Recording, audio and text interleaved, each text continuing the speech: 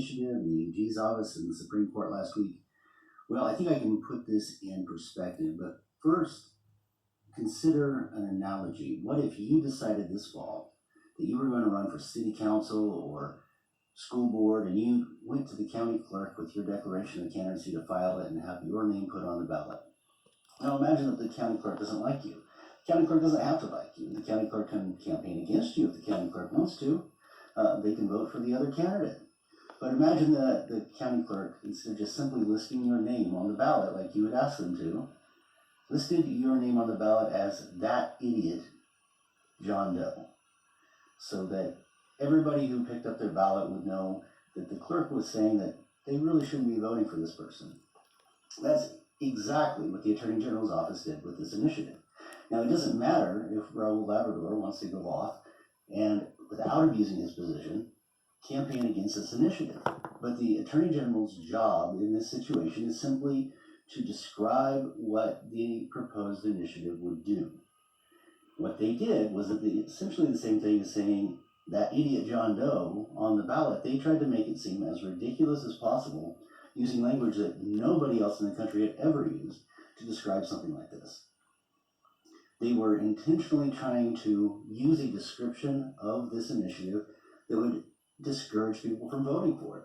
Again, as an individual, as a public figure, separate from the AG's office, Labrador can campaign against this thing all he wants.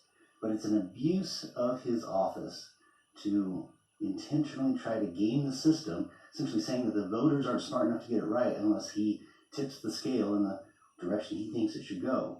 The same as it would be an abuse of office for a county clerk to list your name on the ballot as that idiot.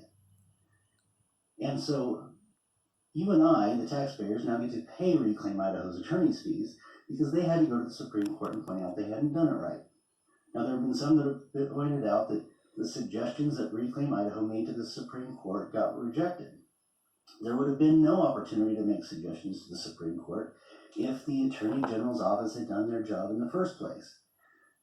Essentially, Reclaim Idaho was forced to file a lawsuit saying they'd done it wrong, and as a way of pointing out how they might have done it better, they did make their own suggestions, and the Supreme Court didn't take it.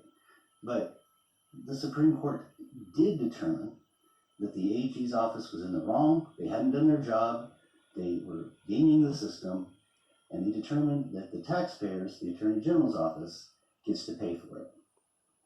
This would be, I guess, Reclaim Idaho's build the wall and make Mexico pay for it moment, because they're moving the initiative forward and they're making Raul Labrador pay for it.